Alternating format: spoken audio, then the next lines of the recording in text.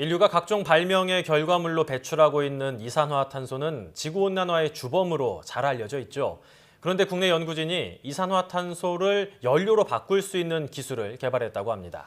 네, 보다 자세한 내용 연구를 진행하신 카이스트 생명화학공학과 우성일 교수 연결해 보겠습니다. 안녕하십니까? 네, 안녕하세요. 우성일입니다. 네, 반갑습니다. 우리가 흔히 지구온난화의 주범이라고 말하는 이산화탄소를 보다 높은 효율로 연료로 바꾸는 기술을 개발하셨다 이렇게 들었습니다. 네네. 구체적으로 어떤 연구인가요? 예, 우리 전 세계적으로 그 CO2가 1년에 약 250억 톤이 나오고 있고요. 저희 나라도 1년에 약 5억 톤을 배출하고 있습니다. 그래서 지금 그 공기 중에 CO2 함량이 400ppm을 넘어서서 앞으로 지구 온난화가 더욱더 가속될 전망입니다. 그래서 이러한 CO2를 저희가 연료로 바꿀 수 있다면 앞으로 화석 연료가 전부 고갈이 되더라도 우리가 인류가 지속 가능하게끔 에너지 소스를 개발할 수 있게 됩니다. 그래서 CO2를 연료로 바꾸는 연구를 착안하게 되었습니다. 네. 그런데 이 이산화탄소를 연료로 변화시키려면 촉매가 무척 중요한 네. 역할을 하는 걸로 알고 있는데요. 이 촉매라는 용어 어떤 건지 자세히 설명 부탁드리겠습니다. 예, 촉매가 어려운 물질인데요. 네. 저희가 예를 들어서 고속도로를 타고 길을 가다 보면 갑자기 그 앞에 큰 산이 나타나면 저희가 빨리 갈 수가 없게 됩니다. 그럴 때 우리가 그 터널을 파지 않습니까? 이 터널을 파게 되면 계속해서 빨리 갈 수가 있습니다. 우리 화학 반응도 그 생성 물질이 반응해가지고 우리가 원하는 물질로 바꿀 때 이러한 커다란 언덕을 넘어야 됩니다.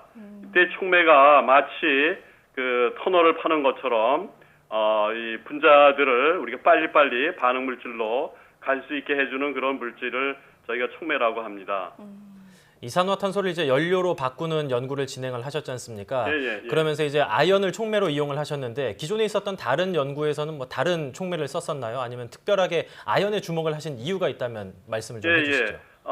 기존의 그 촉매는 귀금속 촉매들을 많이 썼습니다. 네. 가격이 아연에 비해서 2만 배 이상 비싸고요.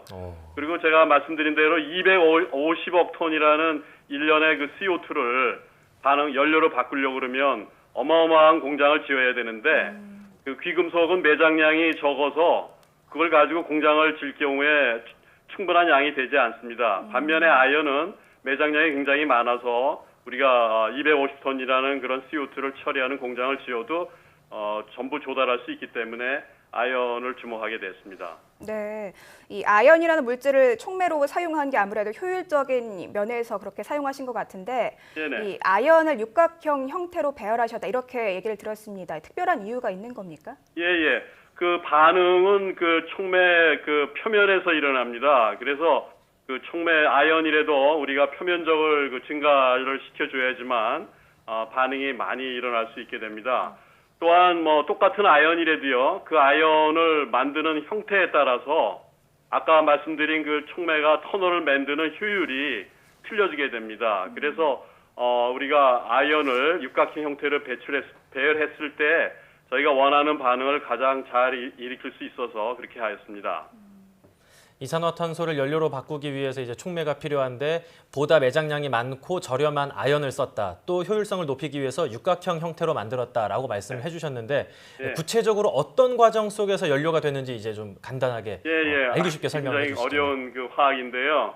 CO2가 이제 아연 표면에 달라붙고요. 그리고 저희가 반응 물질로 물을 씁니다. 그럼 물에서 수소 이온이 생기게 됩니다.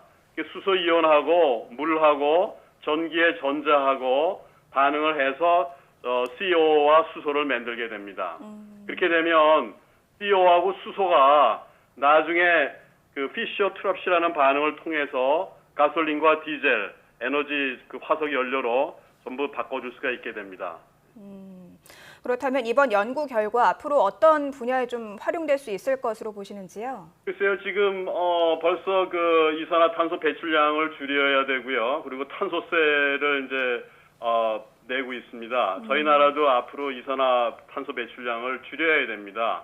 그러면은 이게 경제적으로 줄이는데 비용이 많이 들어갑니다. 네. 포집하는데. 그러나 이 포집된 이산화탄소를 가지고만 있으면 또 안 됩니다. 언제 다시 그게 대기 중으로 다시 나올 수가 있게 되기 때문에요.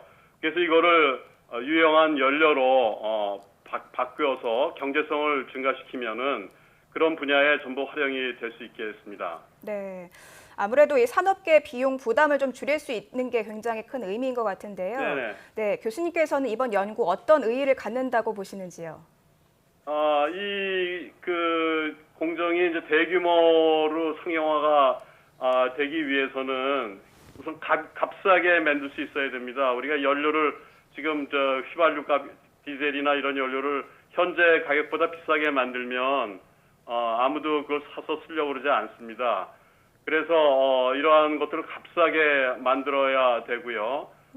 그렇게 경제성이 있게 돼야 되고요. 그리고 대규모 생산을 또 해야 됩니다. 그래서 이 CO2가 많이 나오는 발전소라든지 CO2를 많이 배출하는 회사에서 이러한 시스템을 적용하게 되면 상업적으로도 흥미있는 시스템이 되리라고 생각합니다.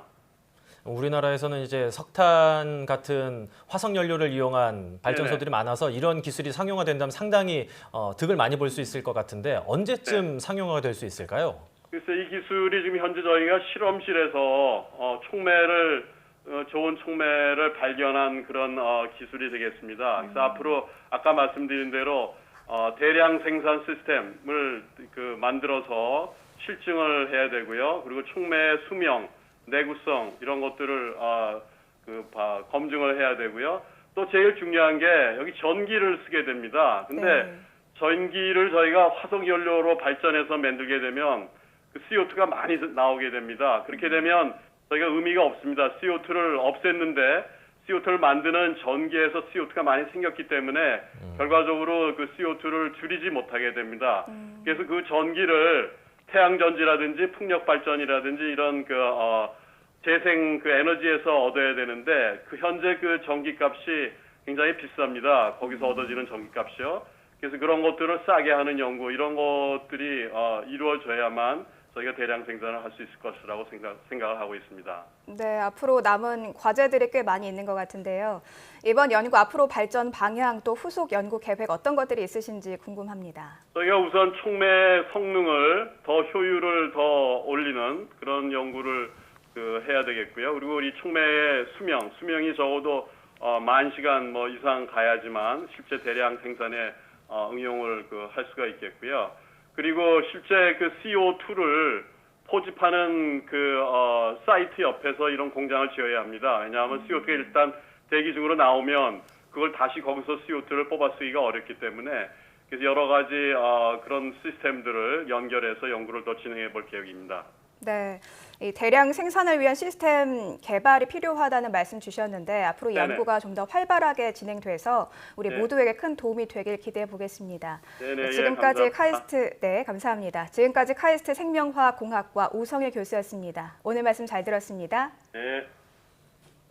네, 교수님과 이렇게 이야기를 나눠보니까 이 시스템으로 얻는 에너지보다 이제 이 시스템을 가동하는 데 드는 에너지보다 이 시스템으로 얻는 에너지가 더 많아야 의미가 있는 것 같은데 결국은 재생 에너지를 통해서 이 시스템을 가동하는 게 굉장히 중요한 것 같습니다. 여기에 관한 연구도 좀 많이 필요한 것 같아요. 네, 맞습니다. 저는 이 연구 예고를 듣고 굉장히 좀 신기하다는 생각이 우선 먼저 들었고요. 만약에 상용화가 된다면 산업계뿐 아니라 우리 인류 전반에 큰 도움이 될 것 같습니다.